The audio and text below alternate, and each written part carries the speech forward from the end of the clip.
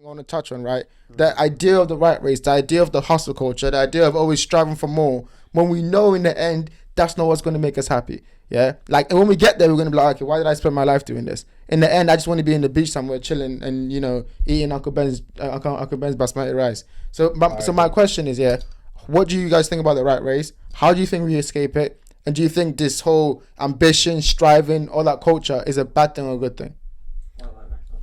Oh, it's tricky to just label it as we're in a rat race. I would kind of say it's to acknowledge that there is a race going on and to understand the illusions that is of choice. And at the same time, you can choose not to be part of the rat race, and live and aspire to what you want to be.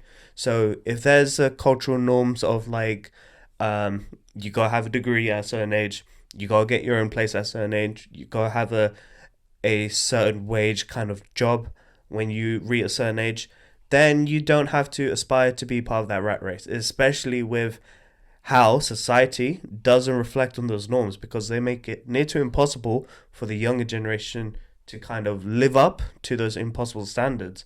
And if we live and breathe it, we teach it into our kids, and we allow them to kind of feel disappointed, and it builds this normal depression and anxiety. Why? Because we don't match up to what we were born to believe in.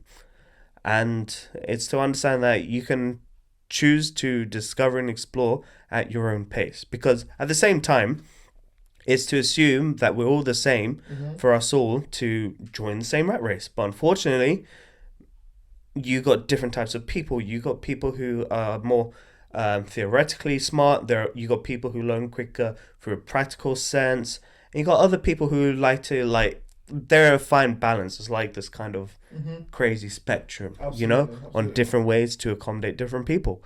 And to kind of acknowledge that you don't have to be part of it can be the best way for you to progress. Like, for example, me, I don't like chasing money. I don't think money's a factor, but I enjoy the craft. I enjoy work. I enjoy my hobbies. And alhamdulillah, I would say that the money does chase up to me. But that's my methodology on how I interpret the perhaps supposed rat race in my logical form for me to progress and also feel happier and more content. But it's all about exploring and discovering each other. That is a beautiful answer. Andre, what do you think? Oh, do you want to go first? I want to give you time to think. Yeah? It's fine, I'll take it. Because I want to ask you a question based on that too. Let him cook. Go on. So, okay, look. So the rat race, it's not exactly a bad thing for everyone.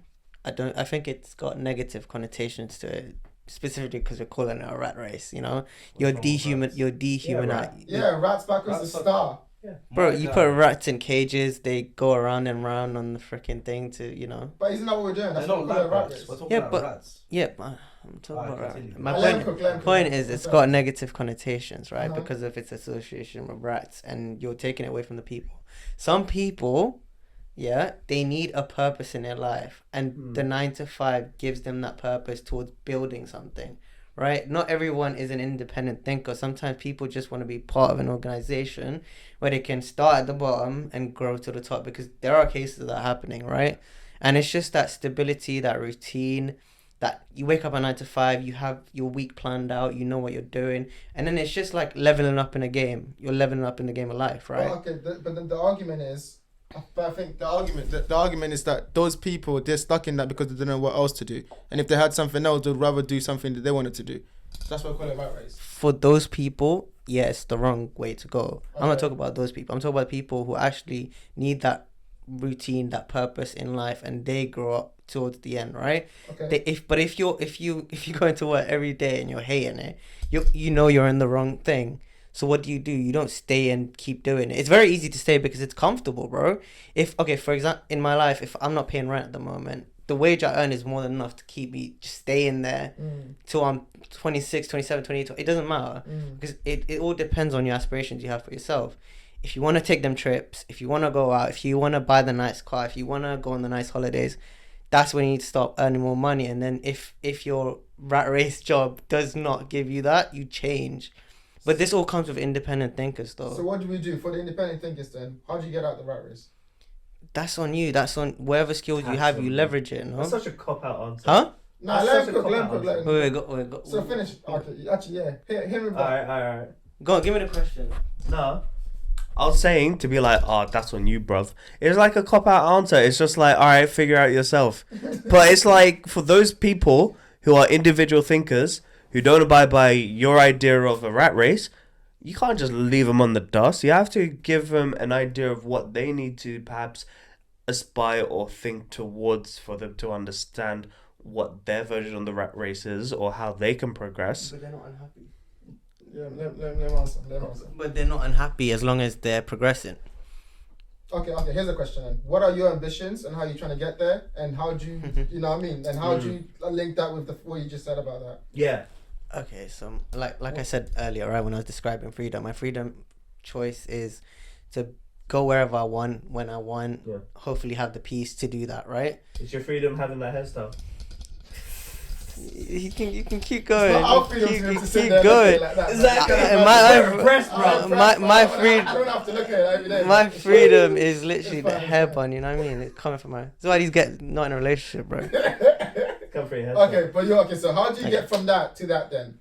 How do you escape the rat race to get that freedom that you want, which is, I guess, not working at all, chilling, having coronas in Spain. No, but you can't just go through life not doing anything because again, like I said, right, you need a purpose, whether that's that rat race job or like doing something else. So for the people who don't want to do the rat race, you have to find something that keeps you busy in life. You can't just sit on the beach 24/7 doing nothing because it won't be good for your mental health.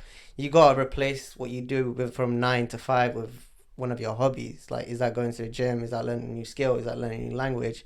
You can even pick up a hobby like plastering, doing up like electrician work, and reading books. You know what I mean? You gotta substitute that time for something else that helps you progress in life. So instead of progressing within a company, you're progressing in life. Okay. What about you? What do you think? I think a lot of it falls down to Go on. Sorry. a lot of it falls down to people kind of feeling stuck and stranded. Mm-hmm. They get complacent and lazy in situations where they think they can't control anything. Mm-hmm. Some people are just stuck in the loop of life where they work their shitty 9-to-5 job. Mm-hmm. They don't enjoy it. Their wage gets them by, and then just in this cycle of like, oh, I'm stuck here. I'm just gonna keep doing this for the rest of my life. But What would you say to those people? How do they get out of that?